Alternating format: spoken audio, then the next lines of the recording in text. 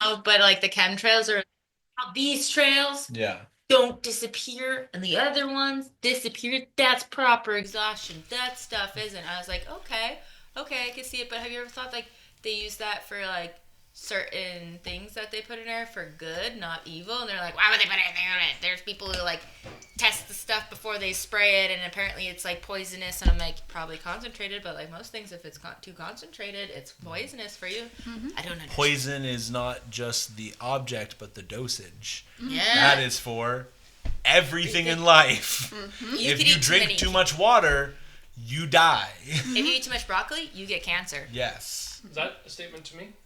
Huh? No, Yeah. it's just you having to walk Water, over with the yeah. water. But like no, I but drink more seriously, water than so you. So many people, or like if there people who go to the dentist and they're like, I don't want Oh, fluoride 100%. I'm more likely to because die like than you. fluoride's gonna make me I've stupid and had cause me brain double-digit issues. And concussions, I'm over here Liam. like. Hey, That I know in about. like high concentration. We but started if you in your mouth for counting 2 when I was minutes every 18. year or two is not gonna How kill and you. why?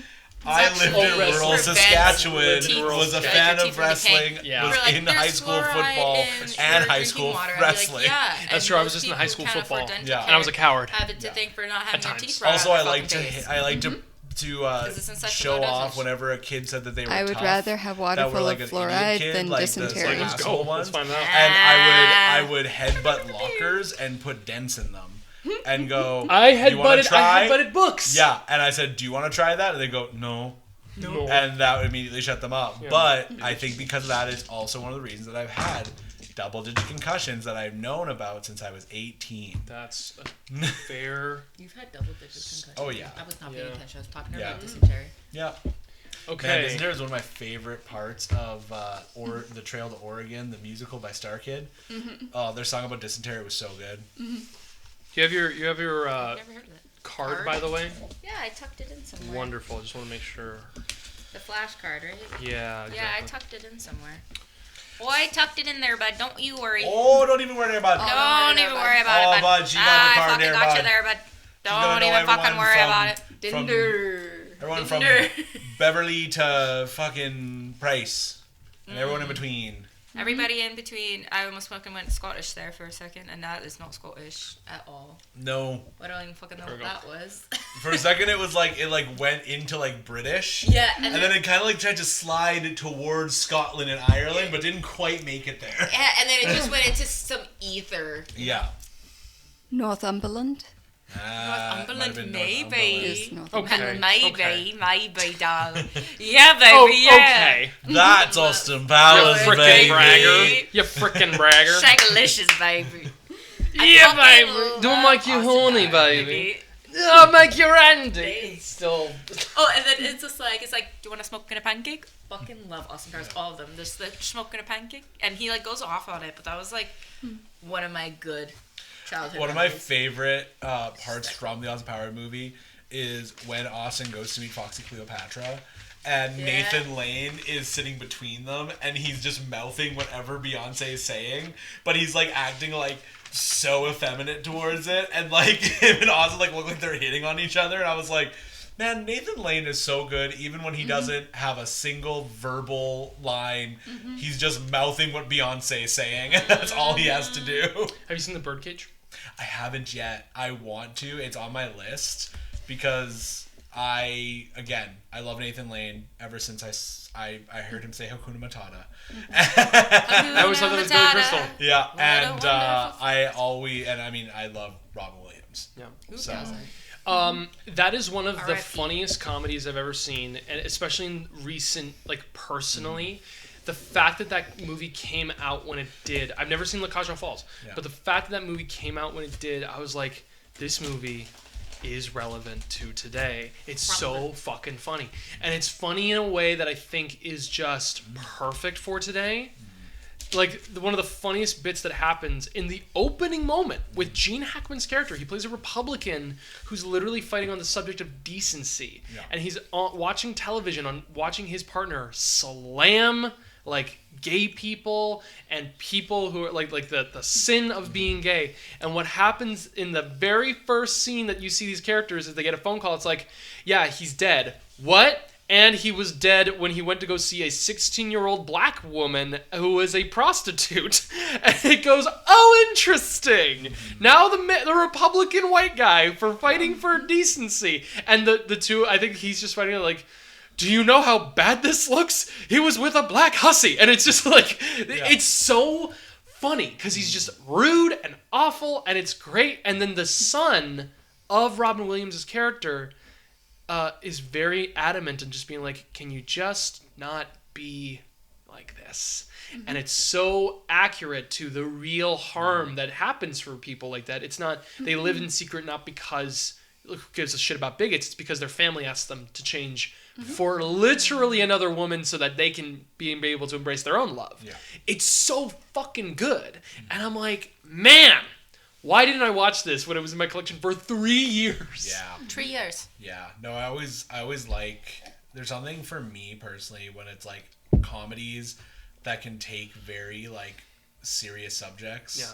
And because like that's why one of the reasons that Dogma is one of my favorite movies of all time, because the fact that it takes religion and everything, and like the fact that Kevin Smith literally got death threats about it, but it's like he literally took religion and made it into this amazing comedy that, again, just the fact of like just the star power alone and like some of the jokes they tell and like just the fact that like the two, you know, I still love like one of Jay's first lines after they saved like the girl is the fact of like, she's like, I'm one of the protesters for like the abortion clinic. It's like, fuck no, girls can do what they want with their body, that's not up to me. And it's like the asshole character that's like you kind of hate every time he's on screen because he's just a loudmouth idiot, but it's like even he understands a woman's choice more than anyone else. Exactly. And it's like, I just think that's like so good. And like that and stuff like Birdcage and stuff where it's like, make light of the situations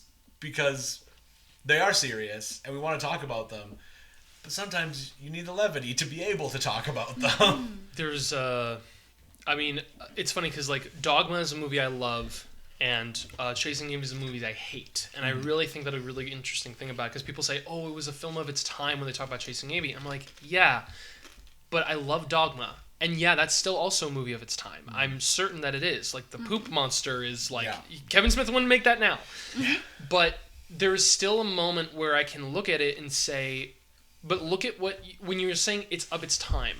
We use the same concept and we say the same thing for films of the 60s and 50s when it comes to... Yeah, please do. When it comes to, like, talking about, like, racism and saying racial slurs... just casually and offhandedly.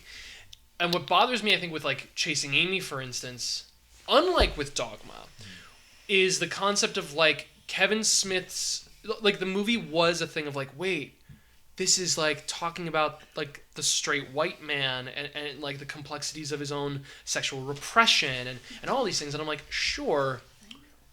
I don't know how you feel about Chasing Amy, but for me, I was just like, they're still saying dyke. Yeah, I think for me, as this person, because I'm a very big fan in general of the View Askew universe, like all of his films for the most part. The thing about Chasing Amy for me, because in my opinion, I do think it's one of the weaker, like the weakest movies of his entire catalog in terms of like how I feel about it. And I think it's because it was too personal. Because Chasing Amy was written after he broke up with the actress who plays Amy. Fucking really? Yeah. And there was a whole thing. There was actually an entire documentary made about. It's funny because the documentary is actually in a positive light towards it because it's about a trans filmmaker who actively has said that I think when they watched Chasing Amy, it was one of the things that actually saved their life from them taking their own life. Yeah. And they like went into it, but they interviewed Kevin Smith, the actors in it, everything.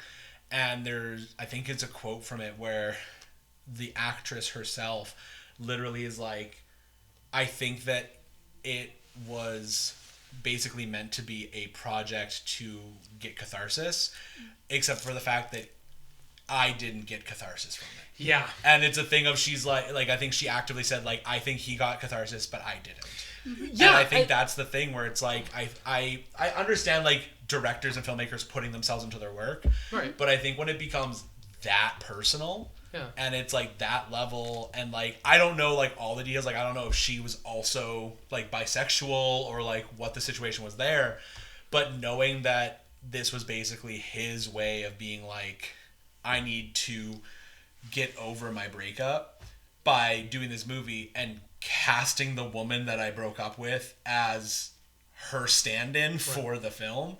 I do think that's a thing, whereas like with other things of his projects, like he still puts himself into it. They're still like personal to him, like especially like the fact that a lot of his projects were made to keep Jason Mewes from dying, because he was a heroin addict.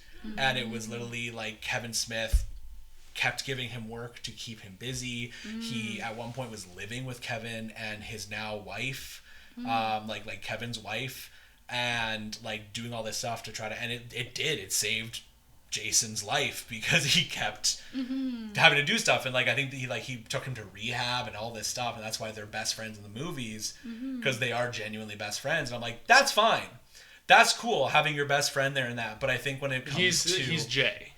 Yeah, Jason Mewes is Jay. Yeah, and I kept thinking of Jason Lee. Jason Lee. Yeah, no, yeah, like Jay from Jay and Silent Bob. But it's just this thing where it's like you do that, you bring your friends in. Like it's what I like to call the Adam Sandler way of making movies, of bringing all your friends, make a movie, do stuff like that. Except like I think for the most part, and there's some Adam Sandler that are very like good and deep. I think Kevin usually has, for me, more heart behind it, and it's not just let's go on vacation to the Bahamas with all of my friends. Yeah. Because most of their films are in New Jersey, and they film them in New Jersey. But yeah, I think that's like a big thing with, again, like there's a lot of problems. Again, I don't like that they use like the slurs and all that with Chasing Amy. I don't think it's like the worst film of all time for myself. No. But it's one that I have in my collection because I have most of his movies. I've watched it once. Yeah. And I'm like, that's enough. I've watched Dogma many times. I've watched Jay and Silent Bob Strike Back many times. I've watched Clerks and Clerks 2 multiple times over. Like, it's that thing where I've even watched like Jersey Girl a couple times. And it's like, it's those films where it's like, these are not necessarily like Chasing Amy was one that was, I think, nominated for a Golden Globe Award at the time, and I think it was literally just like the main actress's portrayal as Amy, or not as Amy, as the character, because Amy is it's Bob's story. Yeah, no, I know, but Andrea or something. But yeah, and like, yeah, it was nominated, but I'm like, I've seen award shows, the shows that are nominated and even the shows that win aren't always that great. I think, I mean, the one thing I will say, and I don't want to get hung up just on the concept of like the idea that it was a slur, that I think was like kind of the only thing, because he's saying fuck, motherfuck, motherfuck, fuck. Like he's saying fucking other curse words. I think for myself, it's just like there's a really awful story that Jason Lee's character says in the film, where it's like here's this, what is it, beautiful woman or something like this, like this lesbian, beautiful person. Yeah. Here's a D word, and here is Santa Claus and the Easter Bunny. What do the three of these have in common? They are literally figments of your fucking imagination. Like, and it's this idea of like this caring and understanding lesbian woman or whoever is in this is the same thing or the equivalent of this imaginary creature. And his character is so, like, adamant about it. And I think that there's a moment in which they kind of flip it as, like, saying, like, oh, he's got homosexual feelings towards this character. It's kind of like... And it never really is fully confirmed that he does. Like, he's just, like, the moment where he broaches the idea of, like, let's have a threesome with his girlfriend and his best friend. And he's like, I'll do it. And then she's like, no. And she's like, thank God. Like, I was just like, wait, is he or isn't he? Like, I was a little confused on that. For me, the main concept is just the idea, like, they put so much mustard on the fact that, oh, she's gay, she's a lesbian. And I'm just like, you lose the tension if all you got to say is, actually, she's bi. Well, and I think that's I think that's another issue with a lot of, again, kind of I'm not too a much. sex object if I'm bi. No. It's just the idea that it's like the complex. No, If you want to be a sex object, you can be a You sex can object. be a sex object and bi. That's Beverly's thing. No. But literally what I mean by it is like the weight of the film is all on this idea is like she's a lesbian. You can't change a lesbian. You can't change a lesbian. And it's like, Yeah. but maybe she's bisexual. Well, and I think that's the thing, kind of like I'm a little with. nervous that your clamp is on that part. Now it's gonna be like. Well, that's fine. I'm not uploading this part. But yeah, with the whole Product of Its Time thing, I think something that like some people, the people that are trying to do it in a more like positive, like innocent way, the thing is, and it sucks how it is, in the 90s, early 2000s, there was so much bi erasure. There still is bi and there still is a lot.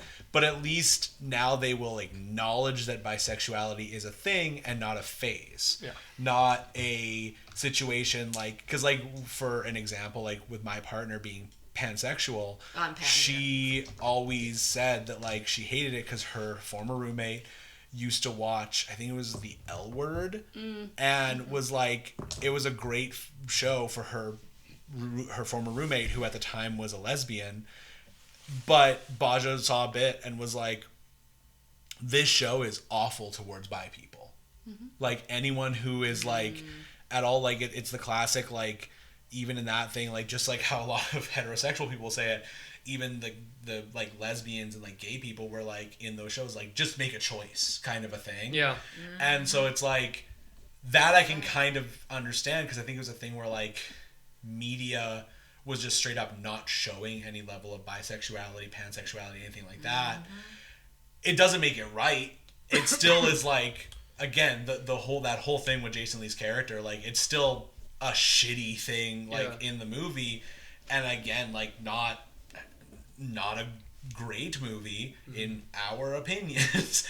But I think it's a thing of, like you said, if it was a situation where they could just be even in the film itself, have this whole thing and then be nah, I'm bi, and then be oh, that's weird, and then you can focus on other things in the film and stuff, and then you can maybe focus more on Jason Lee's character and oh, am I bi, is that a thing, kind of those kind of situations. But it just was not talked about. It was not acknowledged at all during those times in media, especially. And I think that's a huge issue that we still haven't gotten over. No.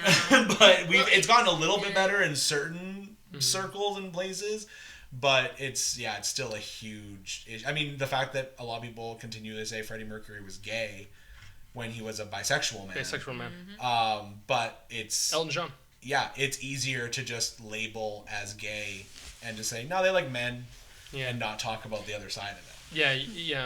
Well, the thing that a lot of men and women who are bi have in common is if you're a bi woman or pansexual. I like to say they're very integrated depending on your beliefs, because some people believe there's only two genders, so then certain people I just tell them I'm bi because it's a little bit saves me a headache. But for the most part I am pan. But a lot of people who don't believe in multiple genders, they're like, well, what does that mean? And I'm like, I don't want to get into it. But I like pandas, okay? I like pandas a lot. I freaking love them a lot. I just remember Roger the Alien, oh, another fey pansexual. I was like, oh, it's an alien. Yeah. Literally, that's the thing. Oh, it's an alien. Yeah. Which is, again, oopsies. Yeah. Yeah, but for the most part, a lot of people are getting better at accepting bi, but again, the a lot of the things that are correlated, that if you're a bi woman, you're obviously straight, you're just bi curious. If you're a bi man, you're also into men. You're not actually, you're not straight, you're not bi, you're into men. So for both of them, they're you're into men. That's it. Stand for it. You're either gay and you're straight. And it's oh. There's a heteronormativity. It's very, it's very different. Yeah. Because it's never, if a bi man was I'm bi, people aren't going to be oh, so you're into women. They first instantly are no, you're pretty much gay. You're into men. Yeah. And then for women, it's just yeah, but you also like men, so you're obviously straight. You're bi-curious. It's never oh, so you like women too. Yeah. You're it's always the opposite is what I find.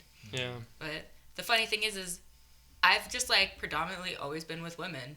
But the fact that I'm like pansexual, a lot of people still like think that I'm like, oh, you're just like mainly into guys. I'm like, no, actually I'm mainly into women. I just unfortunately like men as well.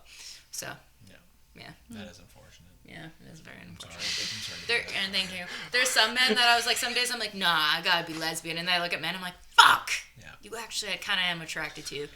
Those literally my own partner was like, she was like, I was literally about to give up dating men, and then we met like a few days like after that moment where she was like, yeah, I think I'm just not gonna date men anymore. And then we already knew each other, but like we started talking at the birthday party, and she was like, fuck. Yeah. That's so sweet and sexy. I just gotta say, that's hot. It happens though, like literally. Goddamn. Yeah. Are you trying to sexualize gay people? Yes. Yeah. If it's joyful and happy and, like, that's and sexy. Sweet, fuck yes. Yeah, baby. Yeah. No, I'm not sexualizing gay people. I'm sexualizing romance in that moment of Romance and finding one's sexy. partner. Fuck yeah, that's hot. Loyalty and like all that shit. Oh, it's Fucking so sexy. I'm sorry, that was So that hot. Was, whew, that's so fucking screwy. That's so screwy. I don't know how I feel about anything I just meant there. That's a beautiful But story. yeah, I love that. I get love that. it. There's literally moments where I'm just like, yeah, don't like men at all. Leave And it then, just like a appear. man flirts with me, and I'm like, gross. And then there's that 1% of men that flirt with me that I'm like, The level. I kind of like it. Fuck me. God. Not actually fuck me, but like, I was gonna say, wow, you're very funny. I genuinely like this conversation. If this is one we want to upload, I'm happy to, because I don't think this happens, this conversation genuinely, but it's also very personal, so I also will ask consent. Is it okay would you guys be comfortable or no? Because Cordell shared a lot of personal opinions about Kevin Smith right there, and I don't want you to feel like you're a fan, and then it's like, Sammy's there's just one sitting movie. there. Any points? I've never seen Chasing Amy. My only like thoughts in all of this is mostly just like, now that I'm like a big psychology buff, I've watched so many internet videos. I've been in therapy for so long. Yeah. Really, like the only like additional thing that I have to add is like, I wonder if like, especially like the response on the part of the LGBTQ 2S+ community, and again, I'm not going to pretend to like speak for people, but I'm like, that like very like rigid, like you're talking about the L word, and so that very rigid like, don't waste your time, she's only bi, like blah blah blah, like that sort of rhetoric, which I know is like a thing in those spaces. Some places worse than others, but like the only like additional thing that I can think to add is like, I wonder if that comes from a place of fear about like abandonment, rejection of like, if I like fear of vulnerability, even like if I invest all of my like emotional energy into this person and it turns out that, you know, to them I am not a person, I am an experiment. Like I imagine that would be like a huge fear. So on the one hand I'm like, yeah, that's like really hurtful, painful rhetoric, and like the only answer is like, hey, maybe get to know human beings as human beings, and if you're gonna like put people in rigid boxes, but just like, now that I'm like more psychology savvy, I'm kind of like, yeah, like that sounds like fear to me. The like, concept, and from my own non-psychology, non-massive therapy brain, when you're talking about the thing that sounds like fear, what's the specific thing that was like, sounds like fear? The vitriol behind the like, like, don't waste your time on her. She's bi. It's just a phase. Like, don't. Oh, like she's okay. I see. Also, yeah, like that sounds like fear to me. Like, yeah, very much so. Yeah. And then, like, to kind of like bounce off that a little bit is like, if let's say I went and dated a woman, and I like obviously also like men, and it doesn't work out, and then later on I date a man, does not discount the fact that I still fucking like women. No. That's the whole point of bisexuality and pansexual. Like, you like not more than one gender. You know what I mean? So it's kind of like, yes, there is going to be that fear, but you know what's also like crazy is that people who are cheaters are going to cheat no matter what. If they are gay, if they're straight, it doesn't matter. So like, it's hurtful, but at the same time, like you said, get to know people as human beings, but like, and get over kind of a little bit that fear, because at the end of the day, if somebody is bi, if they're a loyal, good person, they're not going to cheat on you. And if you know, and if you get to know them first, you're going to find out that if they are on the fence, because there's always signs, like, are they on the fence? Are they actually, like, secure in their own sexuality? Because if they are, and you know what I mean? Like, at that point, it's kind of more on you and not on them, you know? Like... Yeah. Yeah. And even, just in terms of, like, this is, like, a whole other part of the conversation that I feel unqualified to speak on because I'm not polyamorous. But, like, me, as, like, a monogamous person, for me, it's all about, like, you know, rhetoric from either side of, like, oh, I would never date a bi person because, like, I'm straight, and what if they decide they get sick of me later on? Like, all of, like, or either way.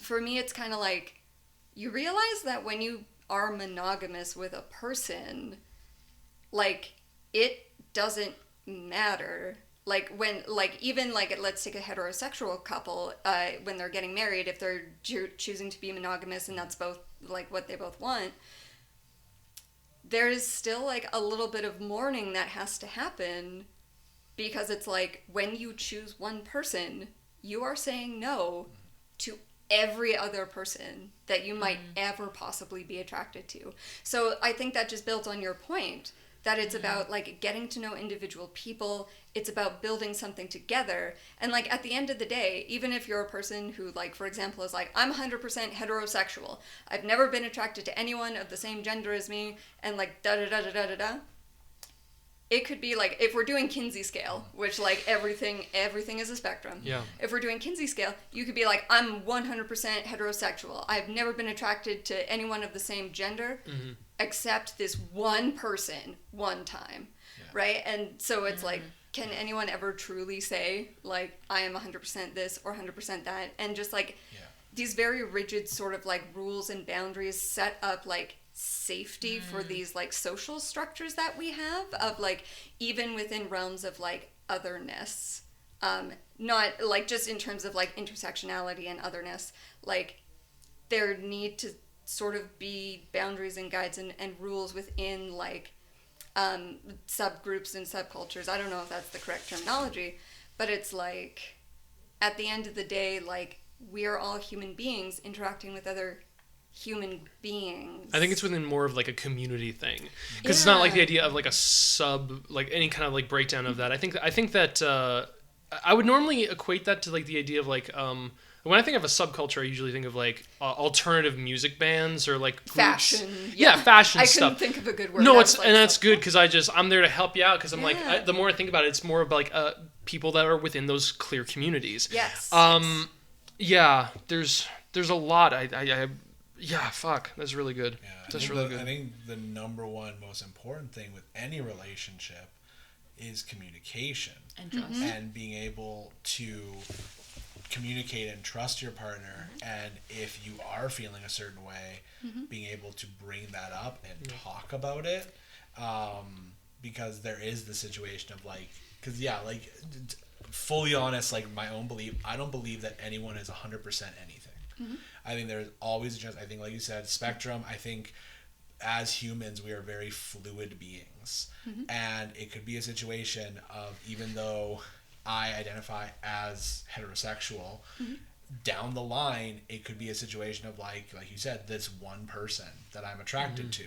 It could be a thing of, even though I identify as cisgendered, what if down the line I realize it's actually not? I don't feel like I fit in the binary. Like, it's that situation where you're never truly stuck in one state. Yeah. Like, we are not, like, a single state of matter. We are made up of all states of matter, and we are fluid, we are changeable, like, we are Constantly our own moving. ships of Theseus. Dynamic. In a sense, where it's like, again, the whole idea of, like, every, 7 years, your cells are completely different from 7 years ago. And it's like, that's a situation where I think that it is important to just remember, like, anything could happen, you know, but as long as, when it comes to relationships, you are open, communicative with whoever you're with, whether it is one partner that's monogamous, whether it's multiple for, like, if you're more polyamorous, like, whatever it is, as long as that's the case, I think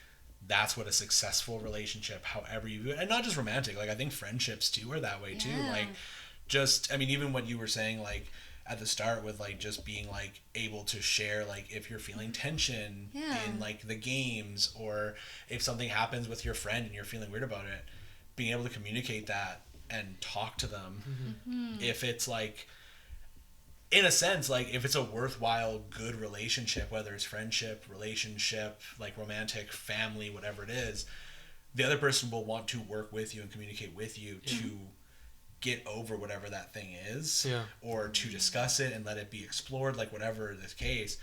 Whereas someone who's maybe not as much worth that time and energy would try to just immediately shut it down and like block it. I think that's another thing too with your fear thing. I think with relationships, it's also a fear of feeling like you wasted time and energy. Yes. And so a lot of people, I think, have that fear of like, oh, well, she's just experimenting. So like, you know, Monica's just experimenting with bisexuality. So that's like the situation. And it's because the person who is a potential partner for you might be like, well, what if what you said happens on the line? What if she ends up realizing she's more in love with some guy? Then I feel like I wasted all this time. And I think that's a thing that people worry about that. But like, I personally believe that no time is wasted. I think that no matter what happens, you at least learn from it. And it's an experience. It helps make you into the person that you eventually end up as by the end of your life. And I think that's the thing. But people just, they think so much about like time being wasted. And it's like, well, no, because even if you're not doing anything, like that could be a time that you're recovering from stuff.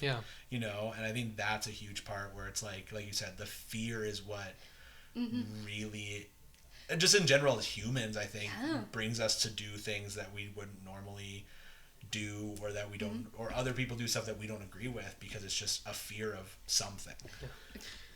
Fear of differences, fear of change. And again, going back to people being dynamic, and that idea of growth is like, in order for any relationship of any style to be successful long term, like both people have to like accept and be aware of the fact that like this person is going to change. Even just the concept of like growing old with someone, like that comes with the implicit idea that like I will be with you in your youth and I will be with you in your age. And you will not be the same person physically, mentally, emotionally, and like I want to go on this journey with you and grow together as people. And then a lot of people who end up, and not everyone, but there is a good chunk of people who end up getting together young, not communicating properly. They grow older and then they drift apart because they realize they're two different people. And like, even if you did communicate, eventually you can realize that, oh, this is not really working out. And a lot of people have been finding that their second or even their third marriages end up being the ones that they do grow old with, because they're the ones that stick. And it's like, because you kind of like grown into your own person by your like 30s and your 40s, and you know what I mean? You're clear on your values. And so it's a little different right now. People who are in their like 20s and stuff, they're still finding themselves. Right? I think also like with that, with the fear too, people like to do things that help them feel safe. And so I think that's also why, if you like think about the amount of relationships that blossomed or crashed and burned because of COVID was insane. Because it's this thing of, this is a pandemic, you're terrified of what's going to happen, so you go for safety in something you know. And it's like, I mean, like for my partner and I, like we were dating for I think 4 months before COVID hit, and then it hit, and a month later we were moved in together, and it was like, guess we'll see if this works. And like, again, that was 5 years ago. So, that was 5 years ago when that happened. And it's like, that was one of those things that like a relationship worked. But there's so many friends that we've had throughout like that time period and throughout COVID that started dating and were together and then broke up either during or right after COVID, because it's like you're in this safety bubble, and then you either realize it doesn't work or you don't need it anymore, and you're like, okay, and like pop off. And so I think pop off. But I think that's the thing where it's like, it's that that mix of fear and safety that really drives a lot of people, and it's kind of crazy. Sorry, I don't want to like belabor the conversation, but I think a beautiful illustration of exactly what you're saying. So Avatar: The Last Airbender Tales of Bossing Say, I feel like one of the best facets of the Uncle Iroh character. Oh, I love Uncle. How profoundly fearless he is. His fearlessness is what allows him to be kind and see people as human. Like, you think about the scene with the amateur mugger who's like, give me your money, and he's like, what are you doing? And he's like, I'm mugging you. And he's like, with that stance? Like, no. Like, and then he's like, here's how you actually do the thing. And it's like, a person with less confidence, a person with more fear would have responded to the mugger with violence, with aggression, with like, I'm calling the guards, I'm doing this, I'm doing that, I'm blah, blah, blah, I'm blah, blah, blah. But because Iroh has already like faced the worst things a human being can face, because he has so much power, because he doesn't respond first with fear, he's actually able to take a negative situation and turn it into something good. That's just, I always think of that, because, you know, we've all got our wounds, and like, even when I'm reacting out of a place of fear, I'm like, oh, I'm overreacting to the amateur mugger. Yeah, we gotta think WWID, what would Iroh do? What would Iroh do? Saint Iroh. There's two things I'm thinking about with this. First of all, I'm very glad you said it's something burning, because I'm like, that smells like popcorn. I'm glad I'm not having a stroke. Thank you for also saying that. I think it's just like, you know, in the house someone's cooking popcorn. So that's it. I was like. It smells like popcorn. And then when you got up, I was like, oh, maybe he's checking to see if like something was accidentally straight up. I was just straight up like, oh, am I burning something right now in my kitchen? Yeah. I was not. And I was like, is something burning? And he didn't acknowledge me, so I was like, okay, never mind. I guess I'm... I'm the one having I didn't want to acknowledge it because I didn't want to interrupt that, because it was great. I just needed you to just be like... And I went... Fantastic. That's all I needed. Liam needs to know how to communicate better. just learning. You know, physical ladies cues. Yeah, it's like, is something burning? Liam leaves, and everyone's concerned because he's at the head of the table. It's like when Dad goes. You already left. You came back, and I was like, is something burning? I'm just going to not listen. He literally was like... I'm like, okay, well. Anyway, I wanted to listen about relationships in a show I've never seen before. Yeah. I would recommend. Yeah, 100%. I keep thinking I should buy it, and I do want to buy it. You could just watch it on Netflix. Yeah. I'm not getting Netflix. Oh. Not doing it. That's fair. I'm not getting Netflix. I didn't mean to trigger something. Jesus Christ. No! Listen! Look, I'm attacking with my... This is the mugger. This I'm not getting Netflix! This is a moment of fear. This is a trigger to fear. $17, $18 a month, get away! Anytime Not all companies can be dropout. Remember, anytime That's just anyone about reacts movies. with anger, it's actually just that they're a giant pussy. Yeah. Listen, I'm not saying leave. I like that. Listen, yes. Hey, Calling Liam's a myself coward. Absolutely. No, absolutely. And what I All wanted... Liams. There's, No. Liam. I don't put that on me. Otherwise, your name would be Will. That's the fear. That's what separates Liam's from Will's. That's my cousin. Oh, yeah, that that's was true. good. I like that wrap. So That was the good. thing that I find Oh, very... right, I don't know that. What we were talking about. Well, it's like, and it's true. Like, genuinely, I think that it's, you know, I agree 100% with you guys. I think the concept with fear, like time, it's funny. So there's two things. Liam's gonna get very vulnerable and then turn it into nerd stuff because that's what I do. But I do nerd stuff on a spectrum because as I was thinking, I'm like, wait, I'm not just 100% nerd. I'm all these things. I'm on many spectrums. So I had my first relationship like this year, and it was like, I was in a situationship before that deteriorated through lack of communication, as well as on both myself and the other person, and neither of us would like give ground in terms of like that kind of blame and everything. It was bad, and it still has continued to be bad. I think it's only a few weeks ago or a week ago that I was actually like, you know what? It doesn't need to be bad, and it doesn't have to be, and I'm actually feeling really personally okay with everything that had happened. I at least understand why it had happened, which is really good. And then, so that was downstairs. I think that they were cooking popcorn, and then all of a sudden, all the bowls fell. Mm-hmm. That I will acknowledge in terms of that. He's learning. But the last relationship I was in was one that was also like only like 3 months, and like what I started to find for myself was that there was that distance of communication that I was like, I found that I am a monogamous person. Mostly in terms of like when I'm with somebody who genuinely wants to be with me, I want to give that person like everything, because that to me that person is like seeing something in me that I want to like just constantly give and give and give for them, and I do also acknowledge that I do need to receive things, and I just wasn't receiving things. That 3 months was wonderful, and then when it doesn't lead to anything like truly like oh we're not together anymore, it's not time wasted. Exactly. One of the things that I was thinking about, especially with my true issue with like Chasing Amy, and I think this is something where, and again, not knowing the film, I will give a full context of this, but there's a moment in the movie, a lot of moments in the movie, when Ben Affleck's character kind of like attacks the main actress, who I think gives an amazing performance throughout, attacks her for being sexually adventurous at a certain point, and it's like uses a weapon against her, like the fact that she was like with multiple guys or with multiple partners at certain points, or maybe with multiple women, and it's like the idea, it's like he throws this in her face and he's uncomfortable with it, and he makes his discomfort a problem. Like, that's the thing. It's like he let it stews and then lets it basically come out towards her in an inappropriate way in a public space, and then later on, like, carries it over. And for myself, like, again, we talk about the concept of time.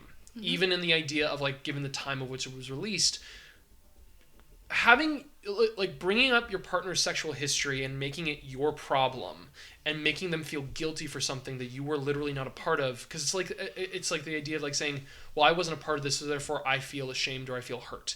You weren't even part of the conversation of that person's history. So it's like, that is something that I think universally was never okay. And it's also like universally not okay for that to be like a necessary thing that the protagonist feels. Yes, they address it, but it still sucks. And it's the idea of like you're saying, oh, I got catharsis. But they never show her perspective on it. She's only the victim of the beratement. And yes. Oh, sorry, I didn't mean to interrupt, but again, I haven't seen the film, so this isn't like a full commentary. But like, there is also this concept within relationships about like, are you willing to date a person and see all of who a person is and accept them? Yeah. Or are you dating your idea of who a person should be? Yeah. Because that, oh, like... shit, I got something to talk about in therapy now. Yeah, like, when you put people up on pedestals and you go, this person could do no wrong, and you don't want to accept certain parts of themselves as they are, like, really what you're doing is you're casting them in a role, and you are saying... That's really good, yeah.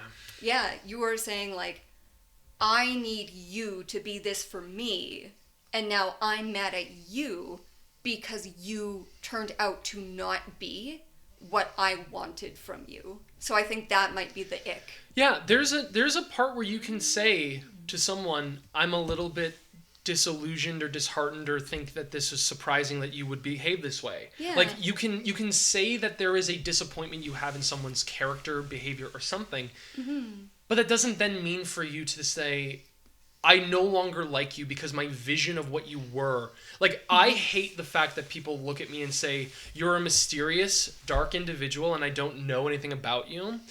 I've had that be the attraction that people have to me. When I think Liam McKinnon, I think mysterious and dark. Holy fuck. You met me months ago Yes. at a party with theater people dancing. You knew me 5 years ago at a chiropractor space. COVID, we were You met me when we were in theater school. What about this is mysterious? It was so mysterious when he wore his COVID mask, and I couldn't tell from behind the mask, but he literally... You know what I remember?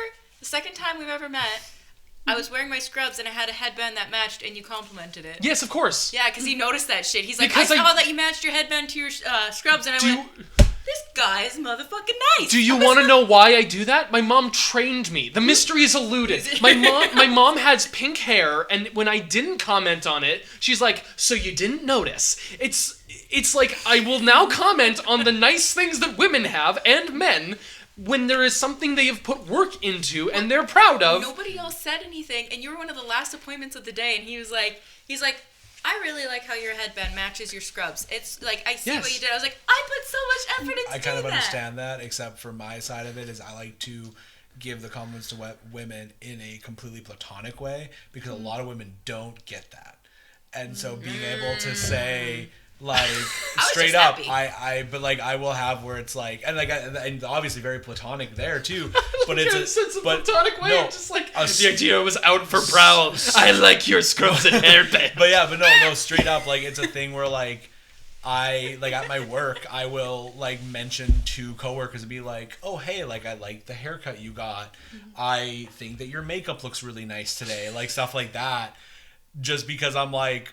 I will do it as like, and all of them know me. Like I have a partner.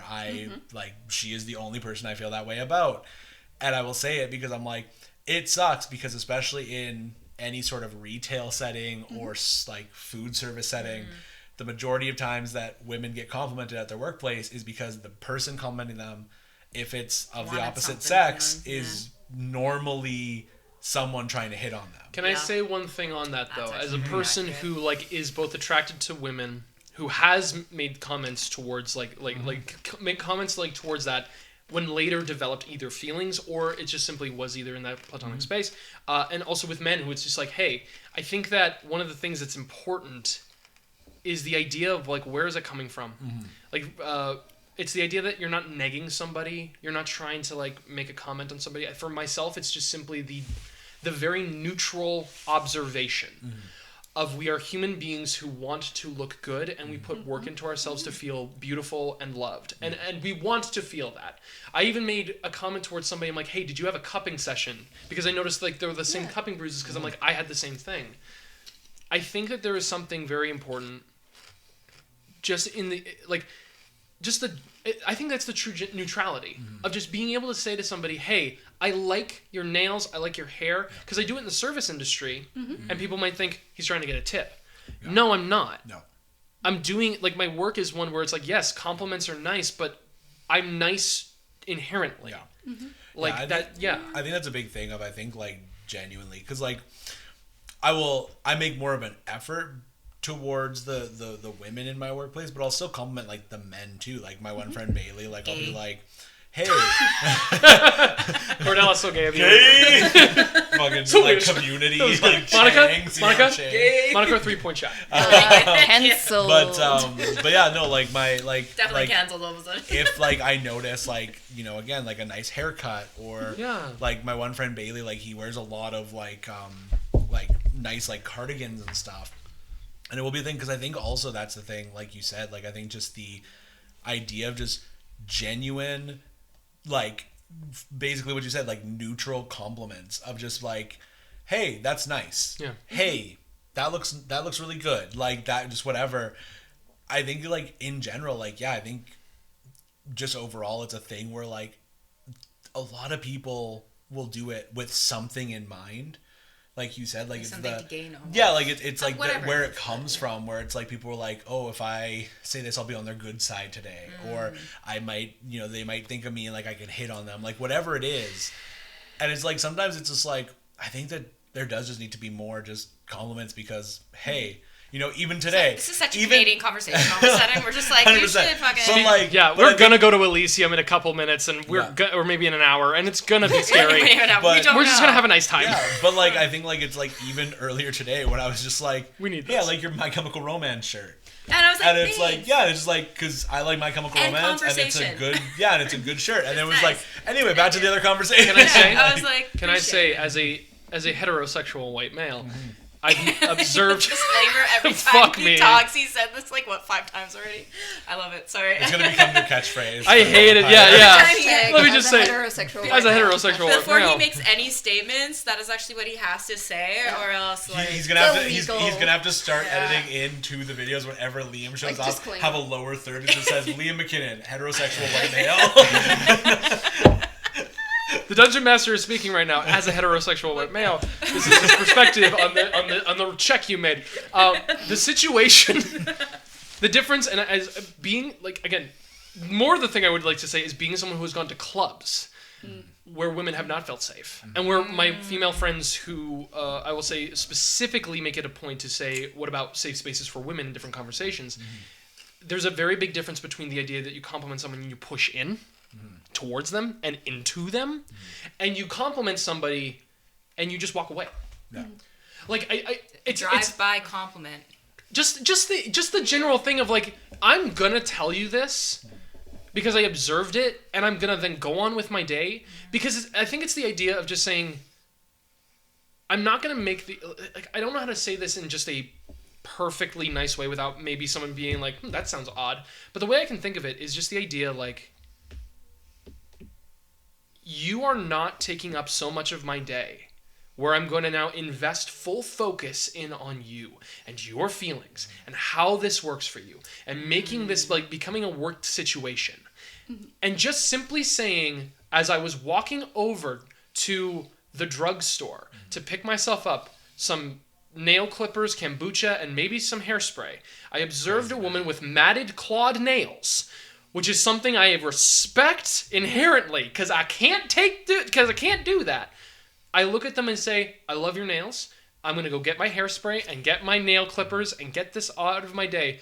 If I then your kombucha. Yeah, and if kombucha. if I see this person again, I will then continue the conversation as if it's like this idea, like maybe I will then talk about why the nails were something I found interesting, or then this. If we are engaging more and more. But then if we leave, we part ways and I move on with my day. I think that's the thing too of like, even though it can be also innocent, I think just even not expecting the conversation is a big thing of just like, again, this like genuine, as you said, drive-by compliments. Yeah. Like, I complimented another friend of mine at work the other day, and just kind of was about to go on, and she like came over to me after and was like, hey, I was having a really bad day. So thank you. That really helped me feel better. And I was like, yeah, I just genuinely kind of like saw, and it made me think of this thing. So I came to let you know because I thought it was cool. Yeah. And that was just a thing where it's like, and like you said, like that person, if you compliment them, say, hey, I love your nails, and then continue on, it's then like there's no pressure on them. They can just continue on their day. Or if they're like, oh, hey, I'd like to know more about what this person thinks of my nails. Or, you know what, that made my day. Like, whatever it is, then they can come themselves and like pursue that conversation. They're allowed to do that. You They know? can come as they are and what they want to do. Yes. Yeah. Sorry. This Don't is apologize. a You little put the bit hand up and we said yes. reflexive. Stop saying sorry. Canadian, eh? You know, sometimes the mugger's like, hey, can I mug you? And then you're like, please do. And you're like, I'm so sorry about this. And it's like, take my money. I just need a Slurpee so bad. They've got the green apple. I don't need it. The blue raspberry with like cream crush and the purple crush. Boom, boom. Hell yeah. So good. Fucking purple, blue, and red. Can't go wrong. I used to be the type of person who like was really bad at accepting compliments, and like they made me feel like really anxious, and I would turn inward, and like my brain would automatically go to those suspicious places of like, oh, what do they want? Like, blah, blah, blah. Yeah. But I've gotten a whole lot better with that now. So this is just like sliding in from the other side of the conversation. Like, if you're a person who doesn't like accepting compliments, and I'm talking about like legit platonic compliments, I'm not talking about catcalling or any harassment. I discovered that for myself, one of the reasons I found it hard to accept compliments from other people or believe that they were true and genuine and authentic is just because I was reading a lot of subtext into things that I realized may or may not have actually been there. So I would like start to feel guilt of like, oh, this person complimented me. Now I have to give them all of my time and attention, even if I'm busy. And it was, so for me, it was more a matter of like managing that automatic guilt response. Right. So I just made an internal boundary with myself that I stole off the internet. Because people on the internet sometimes have good advice. Not always, but sometimes. Yeah, some things that you go, maybe I should talk about this in therapy. That's pretty You wouldn't decent. steal a car. You wouldn't steal an opinion. Get your own opinion, man. Fuck that. So No, I'm gonna steal opinions. No, but have you ever seen that? Like, Yes, the I have. pilot? Yeah. Yeah. I take mine as a drive-by compliment. That's how I steal cars and opinions. and, Say your thing there, Sammy. so the boundary, and it's an internal boundary that you have with yourself. It's not a thing you say outside to other people, but it's like, and the boundary is, I do not respond to subtext. So that works really good, just like for accepting compliments, for like lowering defenses. if you've got anyone in your life who guilt trips you really bad, or if you've got anyone who's like a very indirect communicator and like guilty, I'm working on it myself. The reason I see it in others is because I know it exists within me. But yeah, so you sent him to 0 G's right now. Continue. Continue. So, like, Ignore keep the talking about astronaut here. floating over there. Keep talking. But yeah, so like when I started like having this, like I guess it's like a filter or a lens that I gave myself is like, I will not respond to subtext. And as soon as I just made human conversations and human interactions something where it's like, I am going to respond to directly the text you said to me, rather than like reading into it and being like, oh, they must be mad at me, or oh, they must be this, or They like sent me K. They're obviously pissed. Yeah. They sent me a thumbs up. They hate me. Yeah. exactly. Instead, like you just take that and you just go, no, like actually, what is here though? What is here is I like have to the do word. that a lot. Yeah. Okay. Yeah, Especially with like the sorry, not good. Just a little blurb. Like with my mom and my grandma, they always send K, and they don't understand that usually typically means people are mad at you. So when I see that, I have to remind myself, reading as it is, my mom's just saying, okay, everything's fine. The house is not on fire. I'm just saying okay. But it comes out K, and I'm like, my mom's mad at me. What did I do? Like, I don't even live there anymore. So I have to fucking done something. I don't know. Like, did I fucking shoot my stepdad by accident? I don't know about. No, Ben, I don't know. But Shoot it's your like stepdad by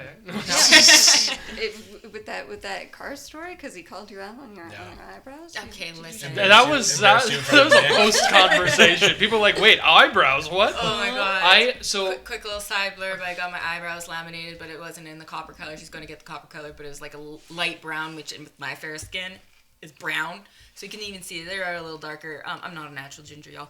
And so my stepdad was fixing my car, and when he saw me, he called me Ernie from Bert and Ernie, and then embarrassed me in front of his roommate that is staying with my parents in the basement. Nick, he's pretty cool. He's a dope dude. But he saw me, and Logan's like, here's Ernie, and he started laughing. And doesn't matter how old you get, your parents are still going to embarrass you, so it's all good. Straight up. Yeah. I was going to say what you shared there is awesome. It opens up an amazing conversation that would stop us immediately from ever playing Vampire tonight. So I want to check, do we want to play Vampire Yes, tonight? I do. I've been willing. In. I want to go Elysium. Wonderful. Okay. And Yeah, I also want to check, are we comfortable with sharing this? Like, are you guys okay with it? Yeah. Great. I think so. I'm a gay depressed person. That's. I need to change the name. I did Novice Nonsense last time because I was like, that's fun and it's pithy. This is not nonsense to me. So I'm going to say not Novice Nonsense. This isn't your guys' fire pit talk. This is my fire pit. This is nonsense. That's what I mean, but that's what it is. Novice Nonsense because novice DMing, and so I'm like, because Adventuring Academy is for Dropout TV, for Dimension 20, for their junior high, or no, it's a adventuring party. You can still kind of keep it, but like novice nonsense. Do you like Not nonsensical novice nonsense. Yeah, so like all the rest, anything that's like serious, just name it like something that's like kind of like a spin-off of it, but then it could still be like part Sammy, one, part please two. get a better thing of this. You know what I mean? Novice sense from the mouth of babes. The mouse of babes. Oh, the babes. Because Yeah, we're the mouth of babes. babes. Because we're the little children. Shut up! I just thought Thank because you, Monica. Yeah, I got what you meant. I was like, genuinely, the I babes. was like, wait a minute. Sam just knows that we're all fucking babes, bro. Fucking Babes. stellar. She even I got drew a picture did of want us to talk being about like babes. crazy stupid love for a moment. That's where I'm just like, because Ryan Gosling's the most beautiful man in the world. Also, I found out Christopher Lee when I watched like his vampire stuff. He's so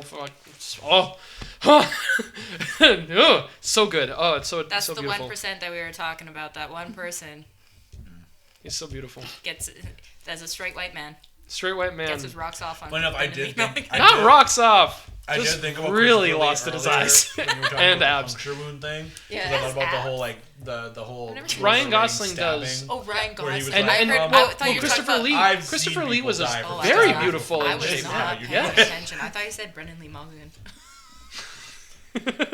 he's Like, a beautiful man. He's a beautiful man, but I was Yeah. like, yeah, dope, and I was like, not rocking on him. Like he has like. He's like an in shape person. I know. I was just like, I'm like, he has abs. I've never seen him shirtless. I don't think I've ever seen any video. No, he's like Brendan Lee he's a, Mulligan like shirtless. he's got So I like was like, he's is got that a your belly. For You He's page? got a belly, but I'm just Yeah, like but yeah. I thought you were saying that. Like, He eats heavy you- food and he's happy eating heavy food. No, that's and not where I I wish was I going with could. that. I was Yeah, going with the maybe fact better. that I'm like, is your For You page full of just ripped Brendan Lee Mulligans? because I never. We're gonna move on to the session here. Thanks for this novice sense. I like. From the mouths of babes. I do like Baby. novice Mouse sense. of bit. Not novice nonsense nonsense. is the thing. We're gonna figure out novice sense. I like because I Consensus. think it's very good. Novice consensus. I don't know. Yeah. I don't like. This is the problem with content. This is why I don't want to video everything. I got to think of something pithy with Novice it. conscience. Really, conscience, unconscious, conscience. We'll see you guys in a little bit. Thanks for listening to the conversation. This was wonderful. I love you guys a lot. All right, and I hope you guys like our vampire session that we have here too. Bye bye. Love you. Bye, fellow travelers. I don't know what to say. Fellow travelers. Fellow travelers. Are we going somewhere? To the world of Edmonton.